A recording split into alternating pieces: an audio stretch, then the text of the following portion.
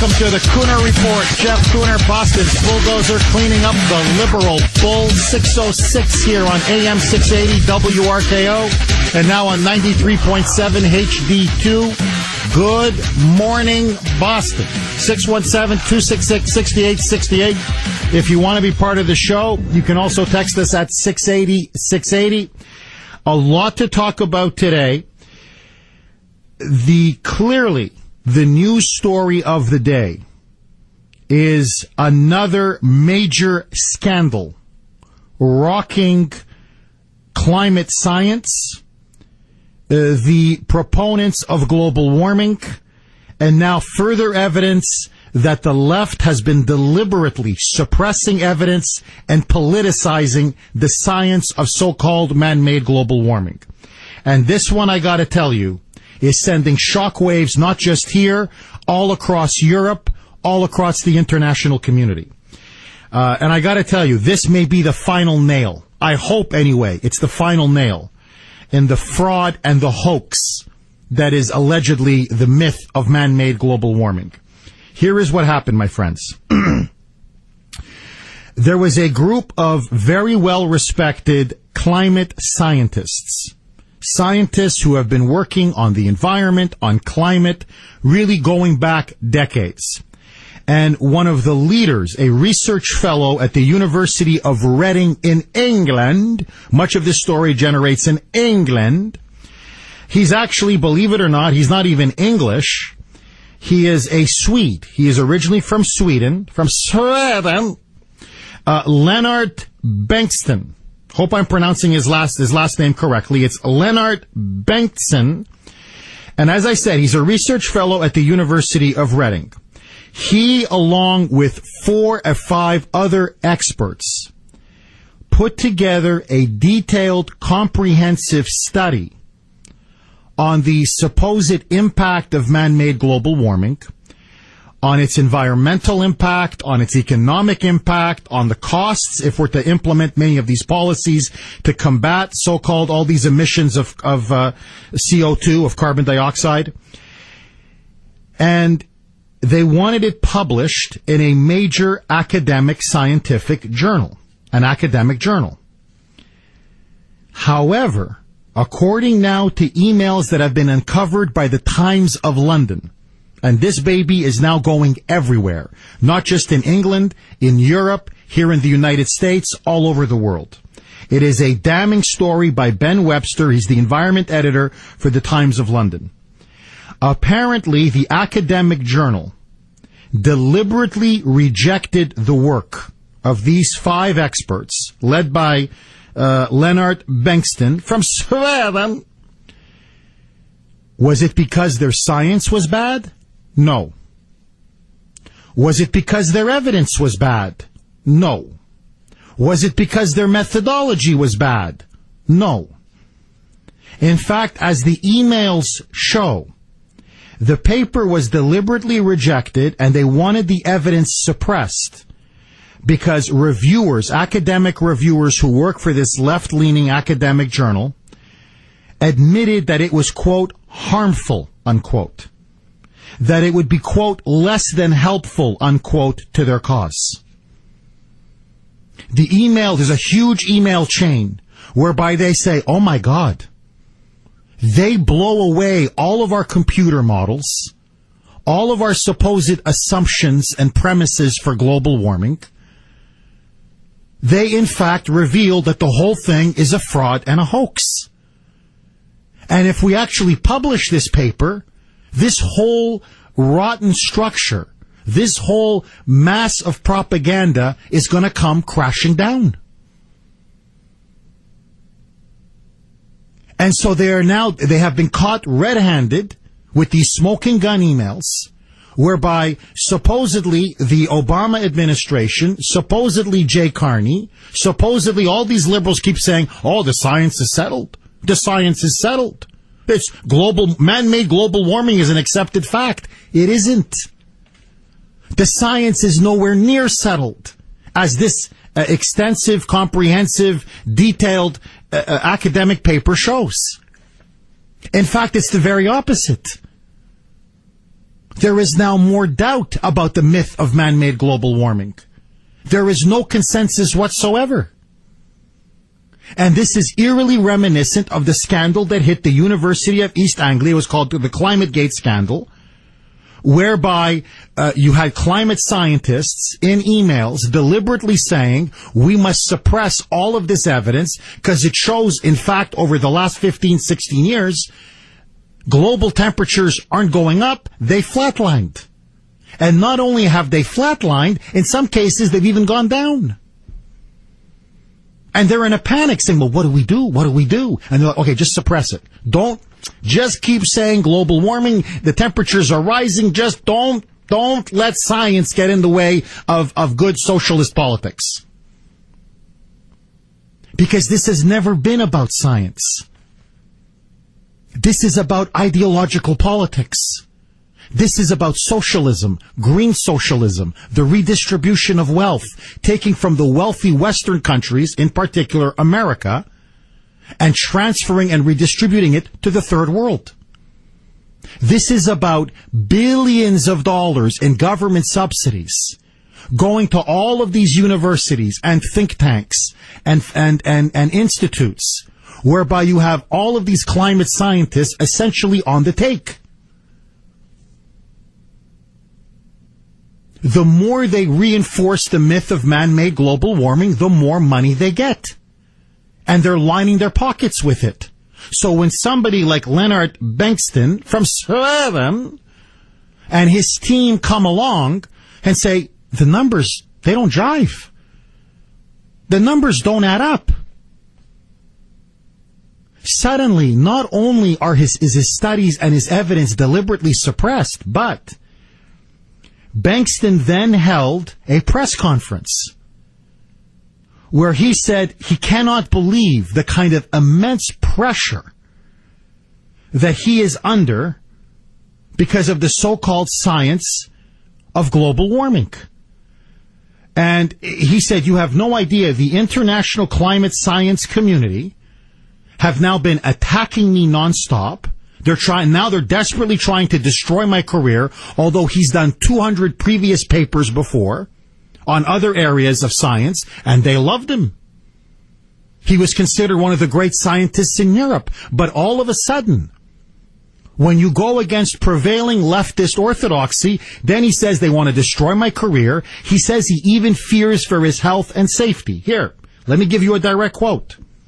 So yesterday he held a press conference. And this guy's a scientist. He's surgical, he's clinical, he's a bit dry.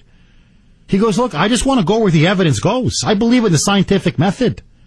Trial and error.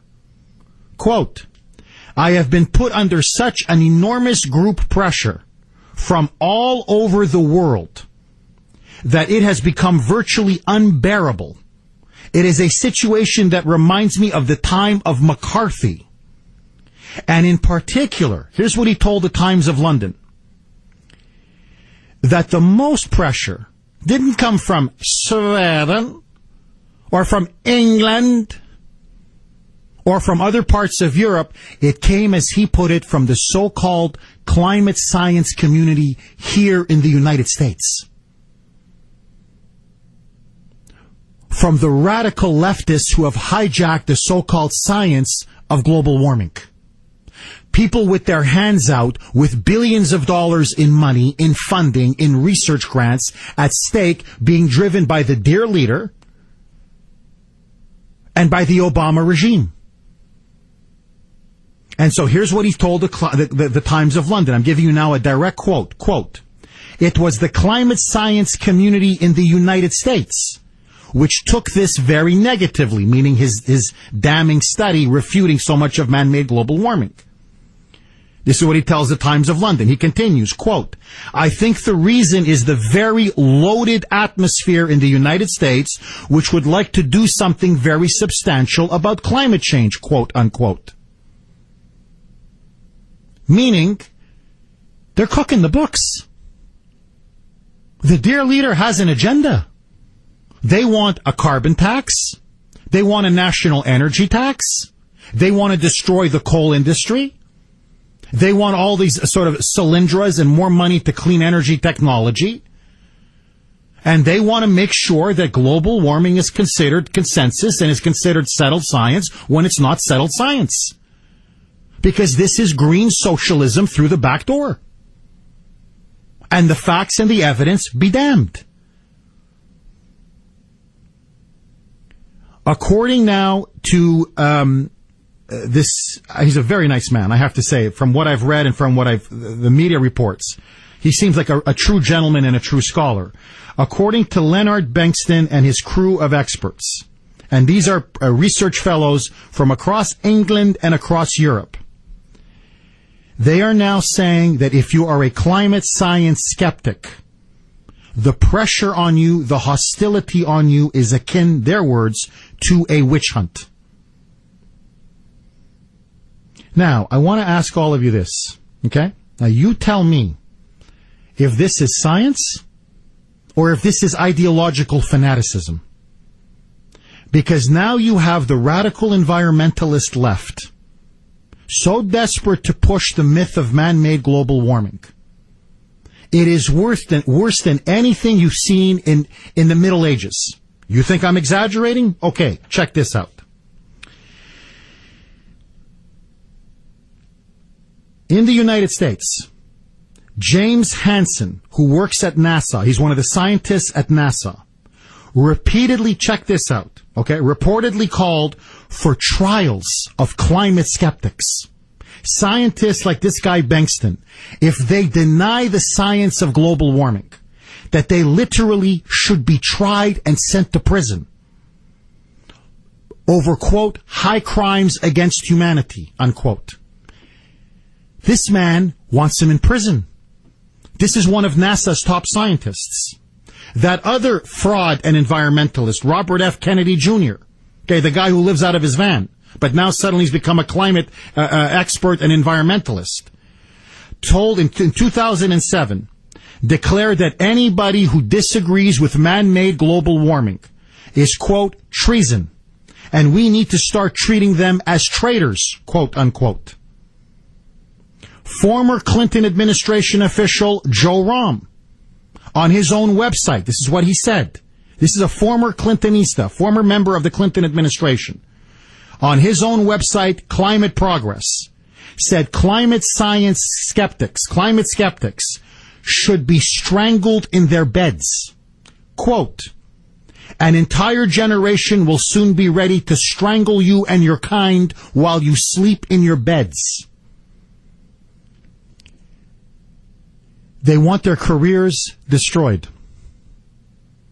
Skeptical climate scientists, their reputation destroyed, their livelihood destroyed. Some are even calling for them to be put in prison. Some want them up on charges of crimes against humanity. Some are saying they're actual traitors to Mother Earth and Gaia. Some are outright calling for them to be strangled and murdered. This is the Inquisition. This is not science.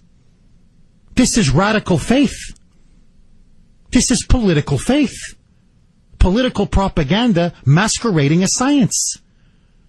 And they want you to have cheaper light bulbs. They want you to drive around in little toy cars. They want to control every aspect of your life. How much energy you can use, how much heating oil you can use, how much you can turn down your temperature for air conditioning. The dear leader says you can't have it at 73 anymore because the Earth, climate change, it's going to destroy the Earth.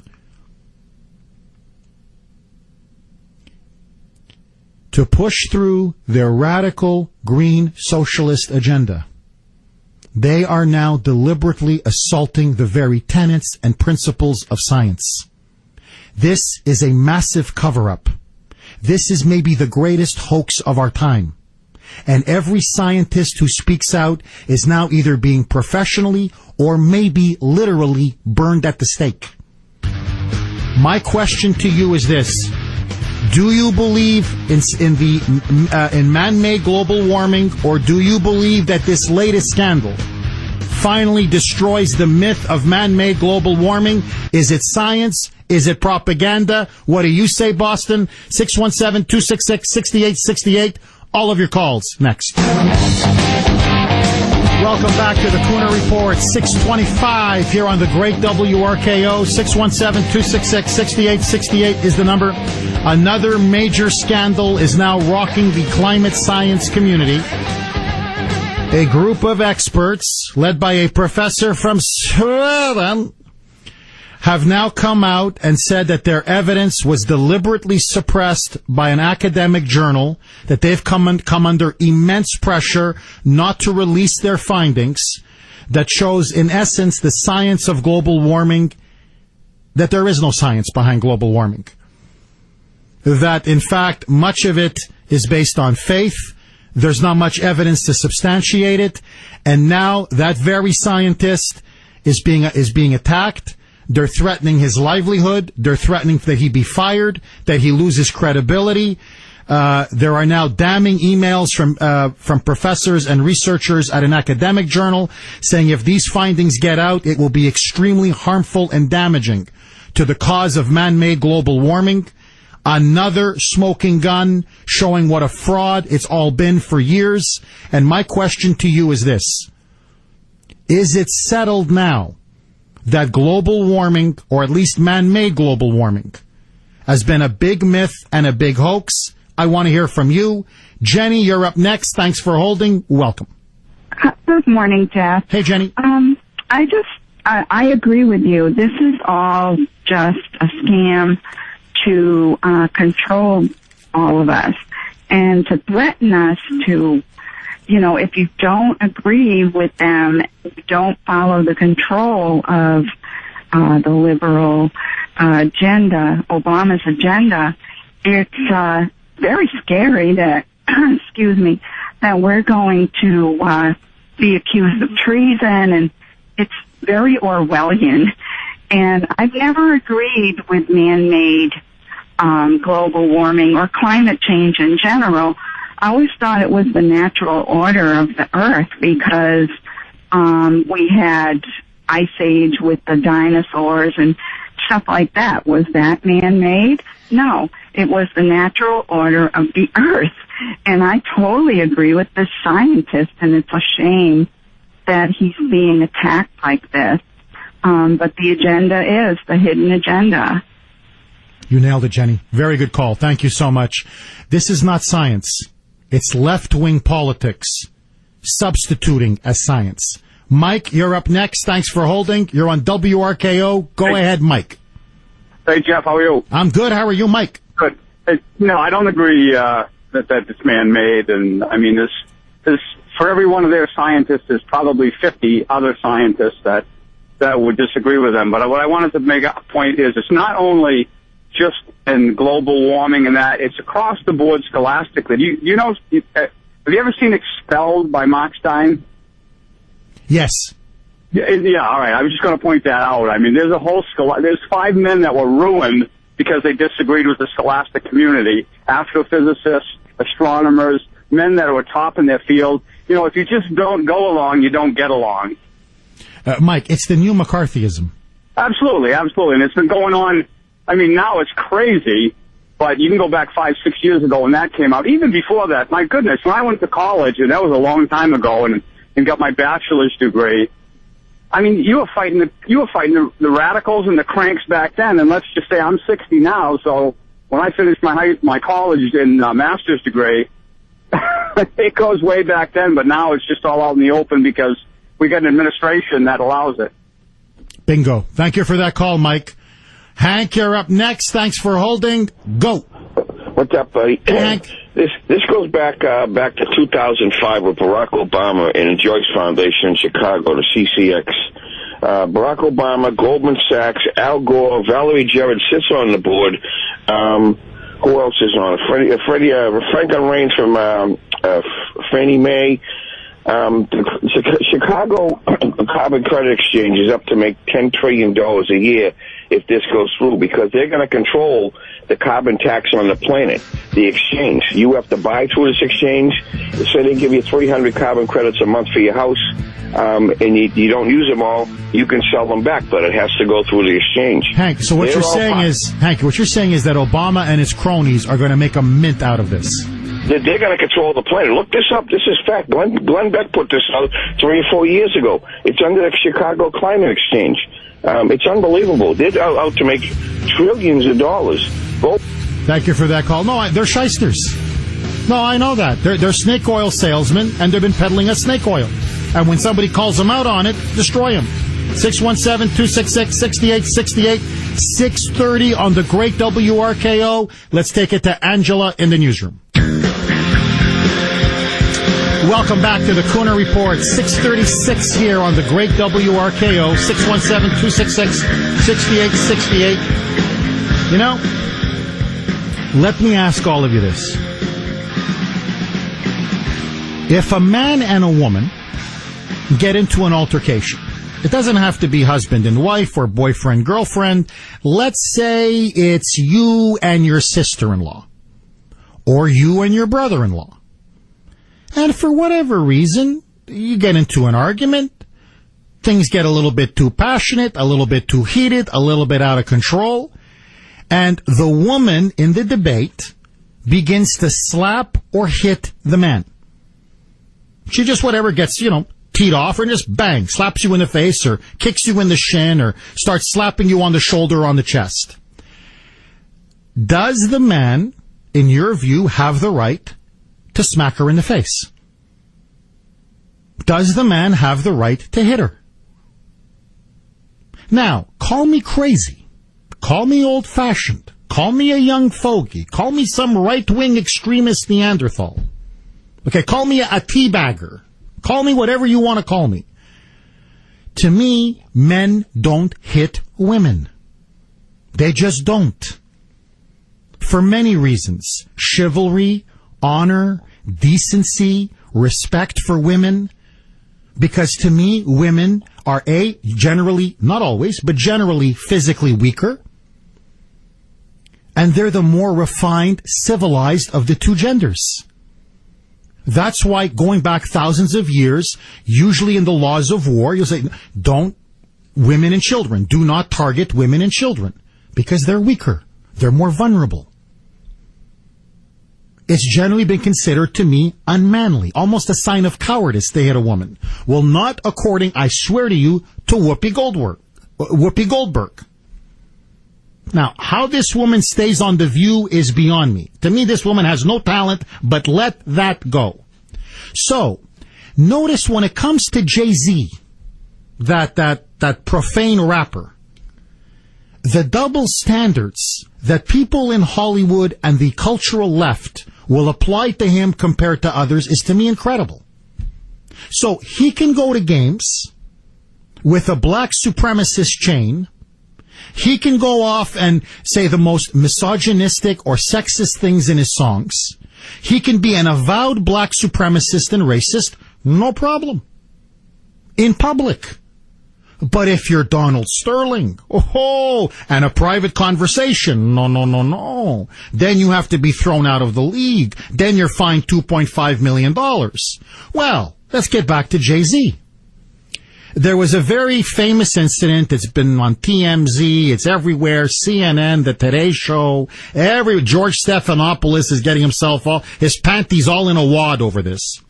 Apparently, recently there was a clip that came out of a hotel, the Standard Hotel, whereby Jay-Z was in an elevator. It's apparently caught on video with his sister-in-law. I guess she's the sister of his wife, Beyonce, his sister-in-law, Solange Knowles. And apparently there was some argument, I don't know exactly what it was over, but Solange basically started to unload on Jay-Z. It's all caught on the video. And so she starts, she's slapping Jay-Z, she lunges at Jay-Z, she attempts to kick Jay-Z, and Jay-Z, to his credit, basically doesn't want to engage her, doesn't hit her back. He basically just tries to deflect her blows and her kicks. He also had bodyguards, so the bodyguards helped. You know, it's not that it wasn't like mano a mano or mano a womano. It wasn't like it was a man versus woman, but still, to his credit, he didn't start plowing into her, okay? But not according to Whoopi Goldberg. According to Whoopi Goldberg, I swear to you, oh no, if you hit Jay-Z, the rap star god, our celebrity god, hey, you've hit the Sun King. You slap him, he should slap you right back in the mouth. You think I'm making this up? Roll it, Britney. You know, for Beyonce to sit there and let it happen, something did go down. Yeah. Because she's so Jay-Z, that's Bonnie and Clyde. They left together. I think that they would, you know, and I think Solange was quite ready for him to do whatever he was going to do. But you know, this is the thing. If anybody hits you, you have the right. I know that many people are raised in a very different way, but if a woman hits you, to me, you have the right to hit her back. Just like you say to little kids. Not you, but a man. The man has the right. Listen, if I slap a man, he has every right to slap me back. That's incredible. That to me is incredible. I mean, I'm just stunned, honestly. I mean, this to me is just incredible. I mean, that I would ever raise a finger on my beautiful wife, on my Grace, or God forbid I get into it when Ava gets older, she's a teenager or whatever, and we get into an argument and she slaps me or hits me. Look, I'll give you an example, okay? True story. One of my mentors, a very dear friend of mine, was a professor at McGill. I loved him. He passed away 5 years ago. He had two wonderful daughters. I went to the oldest one's wedding. And he was telling me about, you know, they were becoming teenagers. You know how it is. Their hormones are kicking in. They're starting to have boyfriends. They're staying out past curfew. Father wants them home by midnight. They don't want to be home by midnight. Most of you know the routine if you've had kids that are 16, 17, 18. And they got into an argument in the morning because she had come home at about, I think, 2 or 3 o'clock. She apparently had a few drinks in her. He wasn't happy that she had been drinking. She came home past midnight. And so he was giving her the business. He was giving her heck. He was giving her hell. And so she got up, started, getting very belligerent with him, and then called him a piece of excrement. She called him a piece of excrement, and then she slapped her father on the face. And I remember my good friend Jerry said to me, he was just stunned that his daughter did that. And he ordered her to go into a room. And of course the mother jumped in and really started to go after the daughter, say, how dare you hit your father? How dare you call your father this? But we were just talking about this. And he said, for me to hit my daughter at 18 years of age? Yes, when she's 2, 3, 4 years old, a little tap on the wrist or something if she's out of control. But when she's 18, that I would actually stand there and smack my own daughter just because she slapped me? Or God forbid you get into an argument with your girlfriend or with your wife, and she hits me on the chest or hits me on the shoulder or hits me in the face, that then gives me the right to start slapping her around? This to me is incredible. And this is a so-called feminist? This is, to defend this man, Jay, who, by the way, didn't do anything in this case, but because he's Jay-Z. That we know of. That's right, Brittany, that we know of. Suddenly now he has the right, according to Whoopi Goldberg, to start smacking the sister-in-law around? This to me is unbelievable. And notice the double standards on everything, on absolutely everything. I'll tell you this. If Rush Limbaugh smacked his girlfriend around, or I guess he's married now, his wife, if it came out that Jeff Kuhner, if my sister-in-law, if there was a video of my sister-in-law kicking me and slapping me, and I turn around and slap her in the face, I would be finished. I would be, and that the video got out, I would be finished. The exact same people like Whoopi Goldberg were saying, this guy's he's an abuser. This guy likes to kick women around. He's a woman beater. But when it comes to Jay-Z, oh, Jay-Z, no, you slap him, he has every right to slap you back. Oh, you're lucky he didn't kick your face in. Oh, you're lucky he didn't put you 6 feet in the ground. Now, and it's not just this. Donald Sterling, the owner of the LA Clippers, the guy that was secretly taped by that 29-year-old gold digger of a girlfriend, now is not going to pay the $2.5 million fine, and in fact is now suing the NBA, saying they have no right to force him to sell his team. Now, look at the double standards. Okay? When the incident with Jay-Z and Solange, when that was released to the press, immediately the hotel releases a statement. Oh, we're so sorry. We protect the privacy of our guests. The video is intended only for security reasons. They fired the guy who actually released the video to the press. They got rid of him. They fired him. He was held accountable. People got fired. No, we never want to use this to embarrass our celebrities, to embarrass our guests. Oh my God, that Jay-Z should be embarrassed by this. We're so sorry. We're so sorry, because his privacy is so important. I'm not talking you being at a hotel in an elevator with your gold chains and your entourage and your bodyguards. I'm talking about being an 80-something-year-old pathetic old man, probably semi-senile, on the phone with your black Hispanic girlfriend, who could be literally your granddaughter, in a fit of jealousy, in a private conversation that's being illegally taped. But for Donald Sterling, there's no talk about privacy. There's no talk about civil liberties. There's no talk about protecting his privacy and the integrity of his private conversations, or what he does in the privacy of his own apartment. But when it comes to Jay-Z, then privacy is everything. Then God forbid we should humiliate or embarrass Jay-Z. So let me get this straight. If you're a black rap star celebrity who refers to women as bees, who uses the N-word, who glorifies cop killing, who's an avowed black supremacist who thinks whites are the devil, you're in an elevator in some altercation with your sister-in-law, and then we have to protect your rights. We have to make sure you're not disrespected. We have to make sure that your privacy is preserved. But if you're some white 80-year-old something in a private conversation with your gold digger girlfriend, suddenly it's fair game. Not only is it released to the public, he gets fined. He's going to lose his team. She's a hero. They want to give her a reality TV show. This woman is now a hero. V. Stefano, whatever her name is. 617-266-6868 is the number. Let me ask all of you this. Is it ever okay for a man to hit a woman?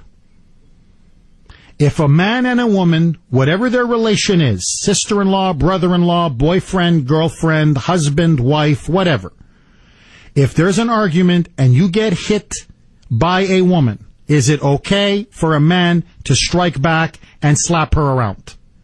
Whoopi Goldberg, in defense of Jay-Z, says yes. I say it's primitive. 617-266-6868. Steve, you're up next. Thanks for holding. Go. Good morning, Jeff. Hey, Steve. Listen, my father taught me this when I think I was 6 years old when I first heard this from my father. You never, under no circumstances whatsoever, raise your hand to a woman. It would be the same thing as somebody raising their hand to your mother. If you're a man, you stop this. You never let another man hit another woman in your presence. And as far as Whoopi Goldberg goes, Jeff, she's so ugly. The only way she could get a man is to beat him over the head and drag him into her house. this is, I love the double standard. This the basketball owner there. All he said was, I don't even think he said anything offensive, to be personally honest with you. He said black man, never used the N-word, never used any obscenities, and all he said was to her, don't embarrass me by bringing other people to the game, black people to the game. If that's an insult to black people, what do you call it? I mean, and then he gets fined $2.5 million. Like you said, Jay-Z can come on and use the N-word, and Whoopi Goldberg can use the N-word, but if a white person uses the N-word, it's a whole different meaning. How does that work? Bingo. Well, look, it's the hypocrisy and the double standards. So, Donald Sterling's privacy, it doesn't matter. The fact that even the recording was illegal, it doesn't matter. But when it comes to Jay-Z, don't you know, people get fired. Oh, we humiliated you. We're so sorry, Jay-Z. We'll never do it again. You want to hit her, Jay-Z? You hit her, okay? She kicks you, you stomp on her. Brian, you're up next. Thanks for holding. You're on WRKO. Go. Hey, Jeff, good morning. How are you? Good. How are you, Brian? I don't know if you saw, Kareem Abdul-Jabbar did come out and defend Donald Sterling, and I don't know if that was just hushed up or what, but he came out and compared what happened to Donald Sterling to the NSA. And he says, what about, privacy rights and individual conversations? So I do give Kareem Abdul-Jabbar some credit for sticking up for Donald Sterling. He did work for the man, said that his relationship with him was professional. He never heard him speak that way, and he defended his right to private conversation. And I agree with the other caller about Whoopi Goldberg. She is ugly. The only way she would find a man is by beating a man. So. Thank you for that call, Brian. 617-266-6868 is the number. Let me ask you this. Is there a double standard between black celebrities like Jay-Z and white owners like Donald Sterling? And secondly, double barrel question. Is it okay to hit a woman?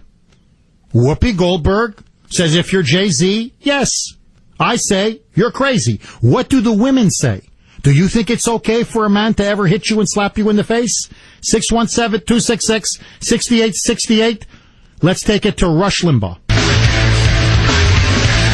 You know, for Beyonce to sit there and let it happen, something did go down. Yeah. Because she's so Jay-Z, that's Bonnie and Clyde. They left together. I think that they would, and I think Solange was quite ready for him to do whatever he was going to do. But this is the thing. If anybody hits you, you have the right. I know that many people are raised in a very different way, but if a woman hits you, to me, you have the right to hit her back. Just like you say to little kids. Not you, but the man. The man if I slap a man, he has every right to slap me back. Slap him around, baby. That's the new mantra coming from Whoopi Goldberg to all the men out there. They lay a finger on you, just start beating away. 617-266-6868. Jenny, you're up next on WRKO. Welcome. Hi, Jeff. I just want to say what she said. First of all, I can't believe I'm listening to women talk like that. But for her to say this is so damaging. It gives the green light to men that are angry or violent in saying it's okay to hit your girlfriend. When she breaks up with you or won't go to the prom, just bring a knife and kill her because it's okay. She did more damage in that 30 seconds than that's ever been done, and it's an assault on women. I'm with you, Jenny. I think the comments are despicable. And I just can't believe that more women are not outraged. I mean, literally, to me, I don't want to sound like Bob Dole, but where's the outrage? Coming up next, in Massachusetts, if you're a crackhead mother and you have a baby, DCF will no longer be allowed to take your baby away from you. Unbelievable, I know. I've got that story next. News at the top and bottom, talk in between. Executing assigned host duties flawlessly because I can't do wrong. This is AM 680 WRKO, Boston.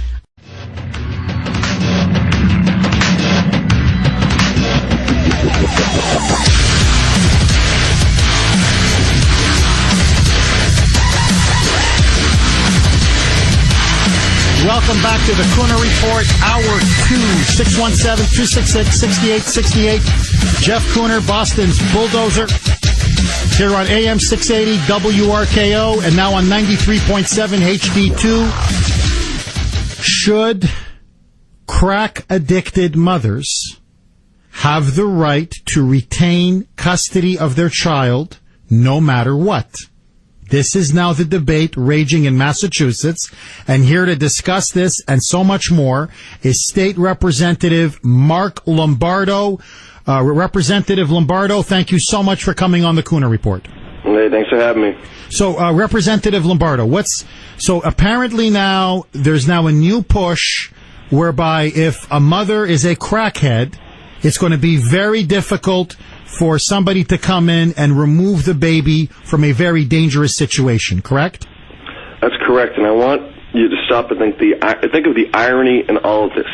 At a time where we have been fighting to help Justina Pelletier get back to her family after the Commonwealth of Massachusetts went in and took her away from her parents, claiming medical abuse, that they were not caring for her properly, and they ripped her away from those loving parents. And here we are talking about these babies who have been, who are the children of crack-addicted parents and drug-addicted mothers, and we can't take those babies away. The irony of this just blows my mind. Now, Representative Lombardo, just for the audience out there, just to inform them exactly what's going on. What exactly is taking place? Is it so if DCF makes a ruling or a finding that, let's say, a mother is heavily addicted to crack, she's smoking the crack pipe all day, all night, and they can't move in to protect that child? There are tremendous barriers to try to take that child away today. And Representative Sean O'Connell just this week filed an amendment to a supplemental budget to try to address this issue, which I congratulate her for once again being a leader on a tough issue on Beacon Hill. And as you might guess, the majority party shot this down right away, wanted to study it, didn't want to take a vote on it, and just wanted to pass on the issue, per usual when it comes to tough issues. So the Democrats, Representative Lombardo, I don't want to put words in your mouth. Are you telling me the Democrats tacitly support, because they're blocking Sean O'Connell on this issue, that they tacitly support having babies and children stay with their crack-addicted mother? Well, I think every Democrat who voted to study this topic instead of voting yes or no on the issue is going to have to answer that question in their district. The Democrats and the entire body had a chance this week on the House floor, the House of Representatives, to tackle this issue, to make it so that we can protect children and babies in the Commonwealth. And they chose to take no action versus being proactive and stepping up and supporting Sean O'Connell's amendment. Well, let me ask you this, and I want to put you, I don't want to put you too much on the spot here, but I got to ask you the obvious question. I know there's you, I know there's Jim Lyons, I know there's Sean O'Connell, I know there's a band of reform-minded Republicans that want to get things done on Beacon Hill. Where was the Republican leadership? Were they with you and Shauna on this issue, or were they with Bob DeLeo and the Democrats? Well, there was silence when it came on the debate. In fact, when Shauna had called for a roll call, the Republican leadership didn't give her the votes initially to get a roll call vote. I had to challenge procedurally the call and the count to get a roll call, and only through that challenge, when there were enough of our colleagues, rank and file Republicans, who stood up, it overturned the count of the Republican leadership, and we did indeed give her roll call, and the caucus voted on record with Sean O'Connell. But it was sadly, unfortunately, like pulling teeth to try to get that vote. Wow. House Minority Leader Brad Jones. I call him Boehner Brad, or Lay Down and Love Me Again Brad. Brad Jones. Are you telling me that Brad Jones and his minions wouldn't even try to force the Democrats to at least have a roll call vote to stand up and be counted?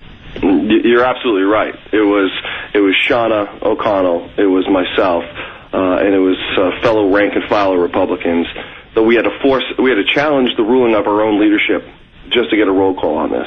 I mean, it's pretty pathetic that was the case within the Republican Party, but that's what we had to do on the floor. And sadly, it's not the first time, and I have a feeling it won't be the last time, that we have to challenge our own Republican leadership to stand up for issues that the Republican Party should be out front banging the drum upon. Representative Lombardo, what is it about Brad Jones and the House Republican leadership? Why does Jones not want to oppose the Democrats? Why is he there to go along to get along? Does he get something out of this? I know he has a bit more of a higher salary. I know he has a few more staff members being the House Minority Leader. But what, does he think his job is to help Bob DeLeo pass more destructive policies that soak it to the taxpayers or hurt the children of this state? Or does he think his job is actually to do something and oppose the majority? It's a great question, and I can tell you, in my perspective, having been there for 4 years now, nearly 4 years, I have seen that there has been a tremendous lack of fight from the minority leader. There has been a perspective that it is easier to get along and take crumbs off the table, a plum parking spot, a nice office, get raises for your staff, than to stand up and fight on behalf of the taxpayers day in and day out on the issues that are important to Republicans. And I think this comes from the simple fact that when you're up there for nearly 2 decades and you've been the leader for 12 years and you've had a caucus that has dropped to as few as 16 at one point, 16 members of your caucus at one point, that it's all about self-preservation and it's not about coming up, representing the Republican Party, representing the taxpayers, and fighting with vigor to be different than the Democrats and to give Republican candidates running for office something to run on, that we're not Democrat lights, but that we're Republicans and we will fight and we'll be an opposition party. And that has been missing for nearly a decade under this current minority leadership. Why? So basically what they're saying is Brad Jones likes his parking spot. Brad Jones likes the extra staff members. Basically, he's an apparatchik. He's a guy who's been basically living off the public dole most of his life. And he never thought he'd get higher than his position as House Minority Leader. And he's happy to take a couple of crumbs off the table, get a photo op once in a while with Bob DeLeo. And if that means stabbing his party, stabbing his constituents, stabbing the taxpayers of this state in the back, so what? What's good for Brad is what's good for Brad. That's certainly been some of the perspective that I have seen. I mean, I could tell you that when people like Sean O'Connell have been out there fighting to bring EBT reform to the Commonwealth, when someone like Jeff Deal has been fighting to repeal the gas tax, someone like Jim Lyons has been fighting for transparency and parent rights, when I've been out there fighting to make sure that in-state tuition goes to veterans and not illegal immigrants, we've been bringing forward some important issues to fight the Democrats, to challenge them, and that's just a sampling. There's been so many more. And yet, there have been more times than I can remember that Brad Jones wouldn't even stand up with us to help us get votes and force the Democrats to take on tough issues. The reality is that this Republican leadership has no agenda. They have no vision. There's no Republican proposed budget every year.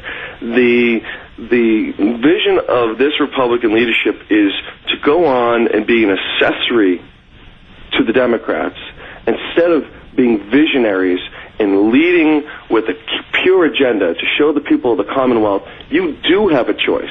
You do have some people that will fight and bring forward a different agenda that will be, lower taxes and create a better economy. And we're going to help you hold these Democrats accountable. And that agenda hasn't been there. And for those of us who have stepped up and been outspoken on these issues, there's even been punishments, Jeff. And there's been retaliation behind closed doors. Hold on. Brad Jones and his people have been punishing people like you and Jim Lyons for wanting to fight the Democrats?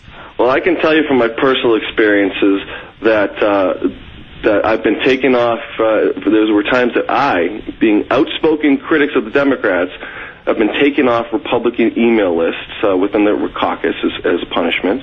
I, personally, had received a call after appearing on your show one time after we were fighting over transparency within the chamber, when access to the can, where the bills of the day are filed so that we can see what legislation is going on the floor. And I came on to speak with you on the issue, and you and I had spoken how we were very surprised that the minority leader had stood with Bob DeLeo over Jim Lyons and I on this issue. I received a threatening call from someone on the Republican leadership team telling me that there were going to be consequences for speaking out like this.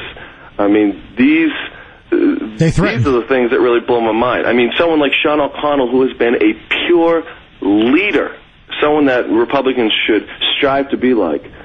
Her punishment for being a leader, she was taken off Ways and Means at the new session. She was removed from Ways and Means, one of the places she could have the biggest impact for Republicans. Whoa, hold on, Representative Lombardo. Ways and Means, I know it does taxes and spending, but also it does welfare as well, doesn't it? It absolutely does. So she's been a leading welfare reformer, and Brad Jones took her off of Ways and Means Committee.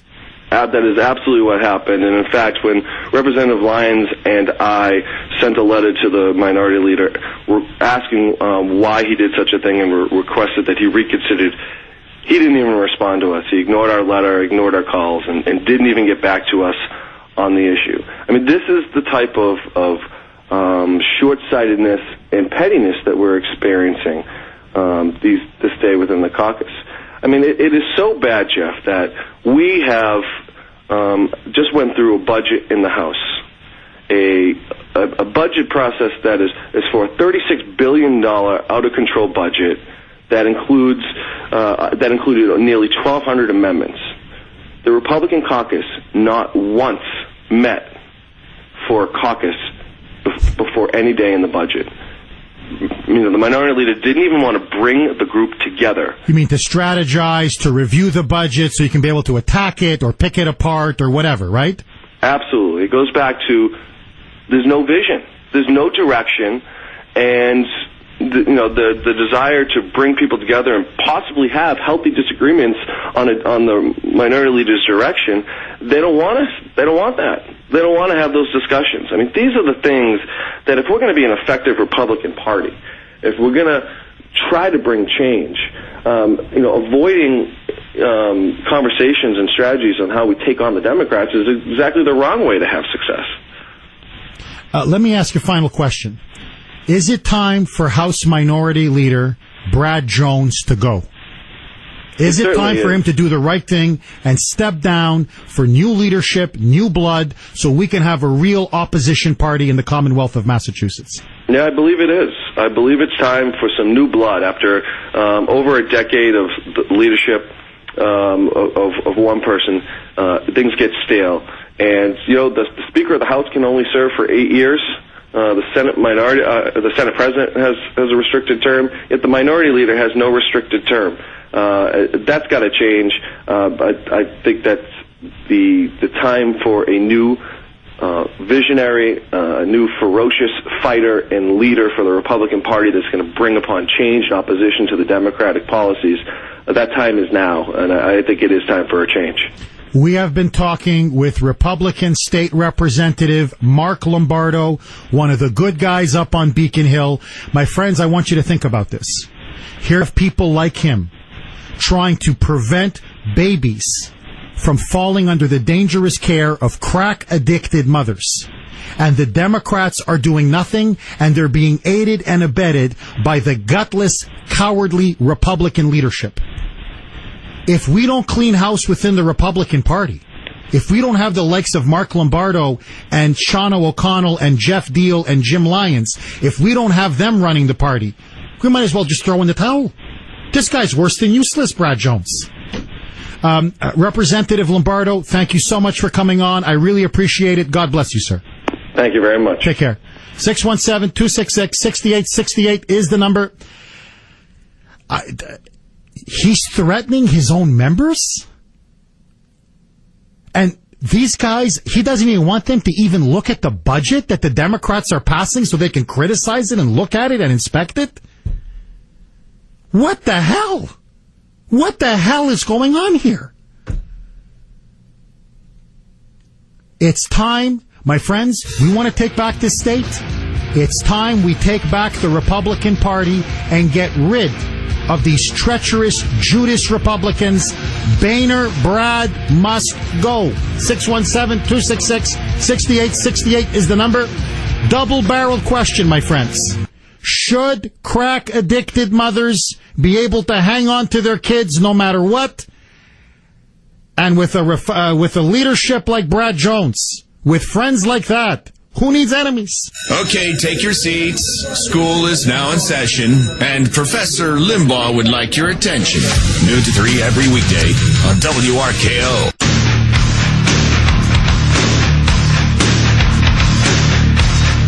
Welcome back to the Kuhner Report, 728 here on the great WRKO. Let me give all of you Brad Jones's phone number. This is his official office line up on Beacon Hill, 617-722-2100. 617-722-2100. No, that's not his cell, Brittany. That's his direct office line, 617-722-2100. We're never going to take back this state. We're never going to have a serious opposition until we recapture the Republican Party. And what is to me incredible, to me it's pretty obvious. We had Jim Lyons on yesterday, state rep. Now we had state rep Mark Lombardo. They're all coming out of the woodwork saying the biggest obstacle to a revitalized Republican Party and a real opposition to the liberal regime on Beacon Hill is Brad Jones. The man's a traitor. The man, to me, it's obvious. The man is a fifth columnist. No wonder Bob DeLeo loves him. I wouldn't be surprised if he's the Democrats' best weapon. Basically have a rhino run the Republican Party, and whenever you want to have Shauna O'Connell on welfare reform, you neuter her. You want to have Jim Lyons and Mark Lombardo on Justina Pelletier, you neuter them. You want to go out and criticize the excessive spending, corruption, and waste of taxpayer money in the budget? You neuter them. No wonder we've had a weak Republican Party for years. They've got their guy running the Republicans. This is a one-party mafia state. My only question to Brad Jones is this. What was the price for your political soul? How much did it take to buy you off? Was it the parking spot? Was it the office? Was it the 9 assistants? What did they offer you for you to sell your soul and betray your constituents and the hardworking taxpayers of this state? My friends, it's very simple. We have a lot of bright, courageous, honorable people in this state that want to fight. Leah Cole, Shauna O'Connell, Jeff Deal, Mark Lombardo, Jim Lyons. They're growing and growing and growing. This audience. But until we have new leadership and new blood running the state Republican Party, we're going to keep losing. There's no future with lay down and love me Brad Jones. It's time for Brad Jones to go. Give him a call. Give his office a call and let him know that we want a fighting, real Republican Party that will stand up to the thugs on Beacon Hill. The number again, 617-722-2100, 617-722-2100. Give his office a call and let him know, you know what, Brad? Maybe it's time to retire. Give up that parking spot. For the good of the Commonwealth. Give it up. You won't die, Brad. Trust me.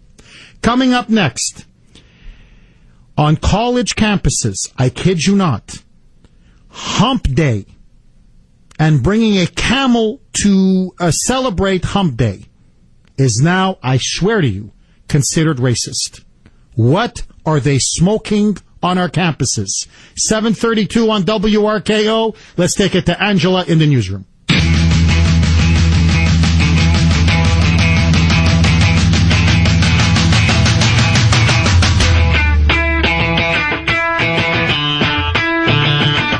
Welcome back to the Kuhner Report, 738 here on the great WRKO, and now on 93.7 HD2, 617-266-6868 is the number.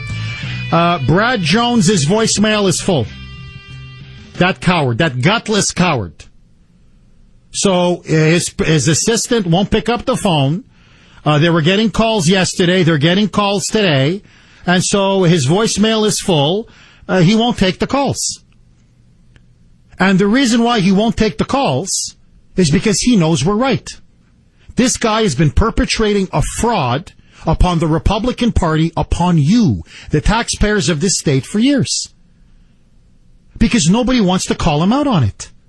How do you think the Democrats have been able to achieve power and maintain it for so long? You got to see now how the libs are rushing to Brad Jones's defense. I'm looking at my text machine. It's one Democrat, one lib after another. Don't touch Brad Jones. Because you see, they've had no opposition party. Because whenever you have serious insurgents, serious Republicans that want to protect taxpayers, protect families, protect the rights of voters in this state, who keeps undercutting him at every turn? Brad Jones. And I gotta hand it to the Democrats. This is a racket, and it's a beautiful racket they've put together. This is a Democratic mafia state. Not only do they have the judges in their pocket, not only do they have the media in their pocket, not only do they control the governorship in Beacon Hill, but the key is neutralize the Republican leadership. Have them in your back pocket. So you get some apparatchik, some no-talent hack like Brad Jones. And for years he's been doing this underneath the radar. Nobody calls him out on it. Nobody. And people ask themselves, why do we have such a weak, impotent, ineffective Republican Party? Because whenever the talented people in the party want to stand up and fight on welfare reform, on EBT cards, on taxes, on out-of-control spending, on the DCF, on Justina Pelletier, or now the latest, I want you to think about this, crack babies?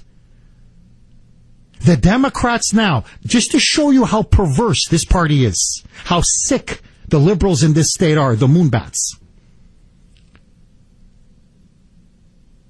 They are fighting tooth and nail for an innocent teenage girl who's going to be 16 next Saturday, May 24th, which is the day we're going to be holding a rally to free Justina Pelletier on the steps of the state capitol, Saturday, May 24th, 2 to 4. I'll be there. Brittany will be there. The Pelletiers will be there. I hope you can be there. This girl is dying. She's been effectively kidnapped by DCF for nothing. Because her parents disagreed with the diagnosis of Boston Children's Hospital. Oh, when it comes to Justina Pelletier, it's been 15 months and counting. The parents then have no rights. Hell, they snatched it out of the hands of the parents. They now have custody over Justina Pelletier. But if you're a crackhead, most likely in public housing on welfare, and the poor baby who's innocent or the child who's innocent, and you want to take that poor baby out of that dangerous, destructive environment. Oh, then the Democrats say, no, then it's verboten. Then they care about the rights of the parents. Then, no vote, no roll call, we have to study it.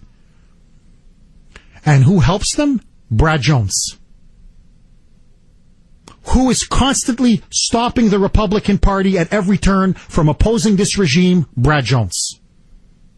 Who's the one that's constantly muzzling any criticism of Duvall and Bob DeLeo and the Democrats in the state? Bob Jones. Or Brad Jones. Boehner Brad.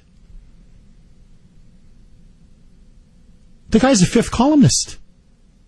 Whether willingly or unwillingly, whether he's a useful idiot, as Lenin called people who fellow travelers of the Soviet Union, or he just loves being minority leader and being petted on the head by Bob DeLeo once in a while for being a good little boy. The fact of the matter is he is the single biggest obstacle to real opposition in this state. Because if we capture the Republican Party, we now have institutional resistance to the Democrats and to the liberal regime. That's why Jim Lyons is coming out. You know what kind of pressure they're putting on Jim Lyons now? Mark Lombardo. This thug is threatening him. You see, they fear us. They fear the truth. They fear our power. They fear the revolt of taxpayers in this state. Now, I'll take the phones, but I gotta tell you this. Yesterday, I'm in my car, and I'm driving. And usually Grace, my wife, I was taking the kids to a little, for a couple hours, they go to a bouncy house. They like that. Ashton likes it. Ava likes it. They go on these bouncy games. They bounce up and down. And Grace is a talk radio listener.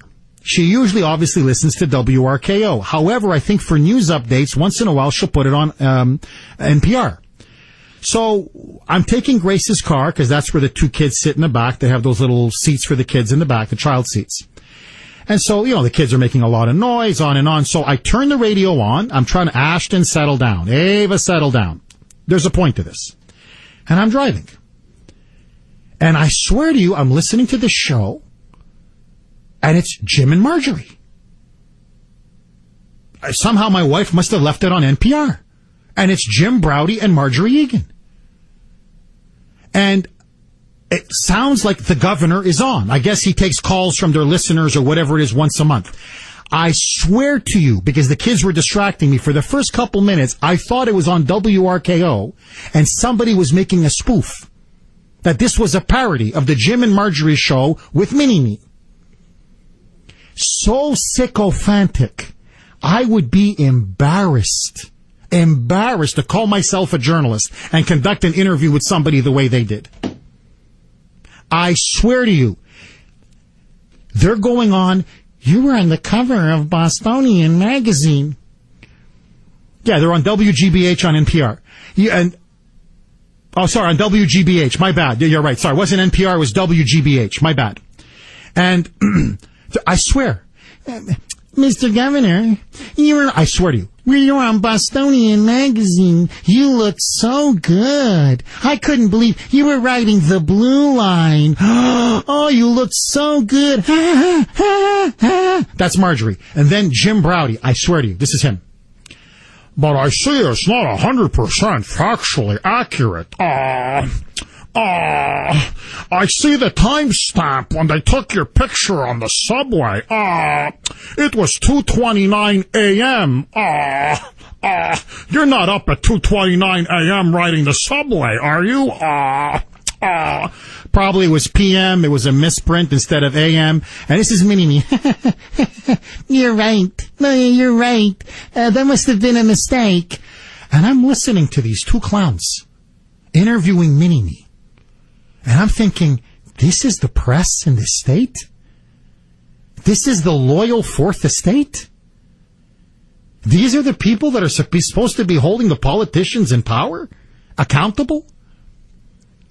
They're practically fawning themselves. They're throwing themselves all over this guy. And then I start listening to the calls. I never got the appeal until I listened to the calls. The takers, they love this guy. The welfare deadbeats, they love this guy. Oh my God, they're going to build a statue of this guy. There's one woman, I couldn't believe this. This one woman that called, she's been, I swear to you, living in public housing for 14 years. She says, and I love it. I love living in, I go, who loves living in public housing, for God's sakes, and housing projects? She loves it. But she calls him up. Why does she call him up? Because the last 2 years, she's not that happy with her public housing project. Why is she not happy with her public housing project? All I'm thinking is, would it kill you to get a job? And how about you live in your own apartment? Or better yet, get your own house. You know, get a job, pay a rent, better yet, pay a mortgage. You know, do something with your life. This is what I'm thinking as I'm listening. No. The handicap access parking spots have not been properly paved over the last 2 years. And she's very concerned that they haven't been properly paved at the housing project. And Mini-Me right away says, I'm going to give you the name of my assistant. She's going to take down all of your information, and don't worry, we're going to get that taken care of. I'm saying this is incredible. If I'm some welfare deadbeat on my housing project, they fill all the potholes. There's even a hotline number. You can call the hotline number. But if I'm on the Pike, if I'm on the 93 or the 95, if I'm some working schmuck like most of us, we got to get to work, to pay the taxes that fund the tolls, that fund all the welfare projects in this state, suddenly potholes everywhere. There's no hotline number for us. Now I get it. He's bribing all of them with our money. And the liberal media love him. The welfare deadbeats and drug addicts love him. The mooches and parasites love him. And when you want to oppose this, they have their man, Brad Jones, blocking the Republicans from within day after day after day. You want to take back this state? It's very simple. Very simple. Get rid of Brad Jones and put a competent leader at the head of the state Republican Party. Should Brad Jones go? Is it time for new leadership? I say yes. What do you say, Boston? 617-266-6868. All of your calls next.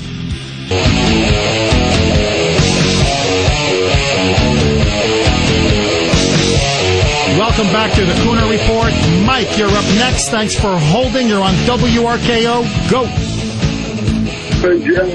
Okay, Brittany, thanks for taking my call. My pleasure, Mike. Jeff, there is a thuggery going on here in the state, as you know, as the listeners know. This DCF is nothing but Nazi thugs. And they take kids. There's an agenda. There's an end game. That end game is money. Jeff, I had my daughter taken from me for 7 years under an allegation that in the end was proven to be not true. But yet my daughter couldn't see her father for 7 years. They tried to put me on medication. The hoop they put me through to try to see my daughter. And then in the end, it ended up being 7 years. And the person who made these allegations was found to have lied in court. And nothing happened. Nobody's ever going to get my daughter back for 7 years. I ended up walking from Massachusetts to Washington, D.C. with 4,000 signatures, Jeff. There's something's got to be done. This Miss Pelletier case is the epitome of what is going on in the state. And then they're going to let men with back problems keep their kids. It's disgusting. Seriously, Jeff? Mike, listen, I'm so sorry. I mean, no parent should have to go through what you went through. And that's why, my friends, I'm telling you, we have to teach them a lesson. The DCF in this state is out of control.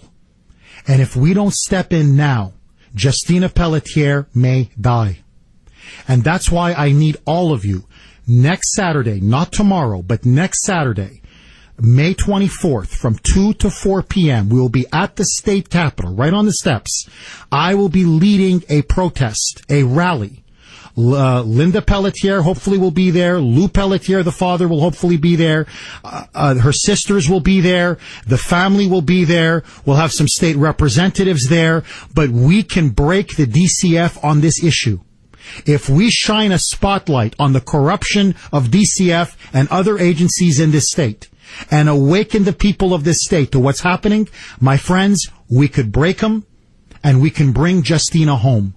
I need your help. Please, next Saturday, as many of you as possible, show up. If we show up in big numbers, the media will have to cover it, and we will get the attention of Mini-Me, DCF, and that Soviet Commissar thug, John Polanowitz. 7:59 on the great WRKO. Coming up next, is bringing a camel to campus racist? Apparently so. And to all the female teachers out there, apparently now there's a push to no longer call you Ms. or ma'am. I swear to you, but sir. You can't make this liberal insanity up. I've got all of that. Don't touch that dial. Let's take it to Angela in the newsroom. News at the top and bottom, talk in between. Why don't view us as the Republican base? I view us as American citizens. This is AM 680 WRKO, Boston.